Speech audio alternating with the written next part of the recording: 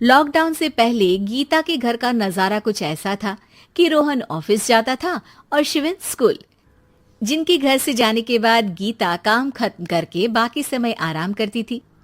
लेकिन लॉकडाउन के बाद ऑफिस और स्कूल घर में ही खुल गए और इससे गीता का हाल वो तो आपको देखने में ही मजा आएगा।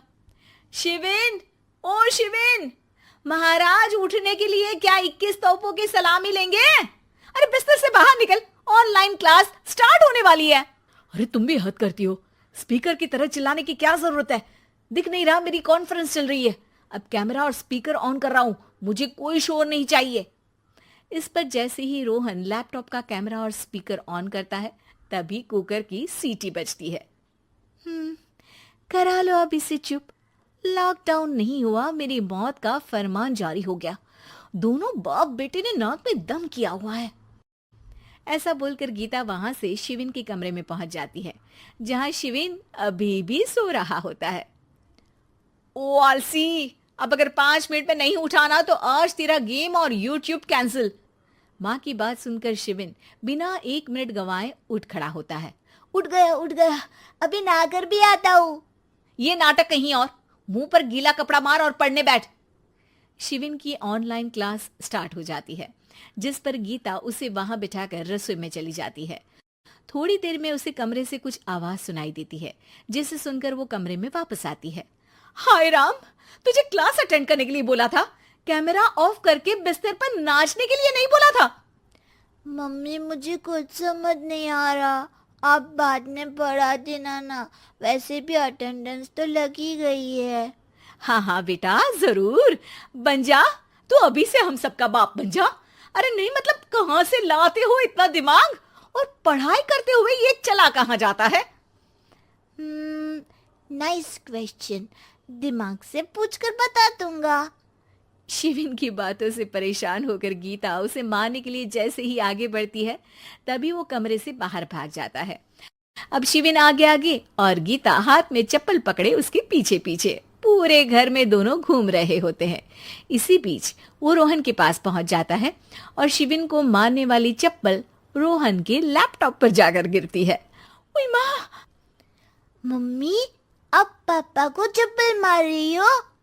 वो आज तक के रिपोर्टर, चुपचाप जाकर क्लास अटेंड कर ले, नहीं तो अगली तेरे पीछे लगेगी।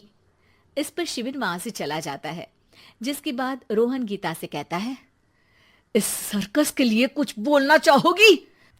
अरे क्या करूं, जब से तुम दोनों घर में रहने लगे हो घर अपने आप ही सर्कस बन गया है और मैं तुम्हारी नौकर। कभी बेटी को संभालो तो कभी बाप के नखरे उठाओ। इन्हीं सब उथल पुथल में दिन बीतते रहते हैं, जिसमें हर रोज घर के अंदर कुछ नया सियप्पा खड़ा मिलता है, जो ज्यादातर शिविन और रोहन के ऑनलाइन स्कूल और ऑफिस से रिलेटेड ही होता है। एक सुबह, शिविन चल उठ, आज की क्लास जल्दी है। कैमरा ऑफ करके आप अटेंड कर लो। अरे ऐसे छित्तर पड़ेंगे, दादी नानी सब एक साथ याद आ जाएंगी। गीता की लाख मशक्कतों के बाद क्लास तो खत्म हो जाती है, लेकिन उसके बाद शिविन फोन इस्तेमाल करते हुए इंस्टाग्राम रील बनाने लगता है। रसोड़े में कौन था? तुम थी, मैं थी, कौन था? कौन था? हाँ, मैं गरीब हूँ। अरे ओ गरीब के बेटे, आजा, मैं बनाती हूँ तुझे गरीब। मैं बताती हूँ रसोड़े में कौन था। पढ़ाई करने बोलो तो इनकी माँ मर जाती है, और ये पागलपंतियां जितनी मर्जी करा लो। गीता शिविन को डांट रही होती है, तभी रोहन बीच में बोल पड़ता है। अरे बच्चा ही तो है, इतना गुस्सा क्यों कर रही हो? बेटे का साथ देने की इसी एक कोशिश में अब शिविन के साथ साथ रोहन भी गीता के गुस्से की सूली पर चढ़ जाता है। अगर बेटे पर इतना ही प्यार आ रहा है तो इसे क्लास अटेंड क्यों नहीं कराते, इसका होमवर्क क्यों नहीं कराते?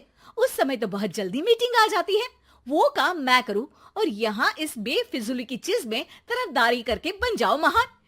हे भगवान, कोई तो इनके ऑफिस और स्कूल खुलवाओ, मैं इन्हें और घर में नहीं सह सकती। अरे कुछ और मांग लेती, क्योंकि तुम्हारी ये विश इस साल तो पूरी होने से रही, कोरोना। हाय नास पिटे ने जिंदगी ही बर्बाद कर दी। खाए कोई पचाए कोई, कल मुझे चुन चुन कर सबको मेरी बद्दुआ लगेगी।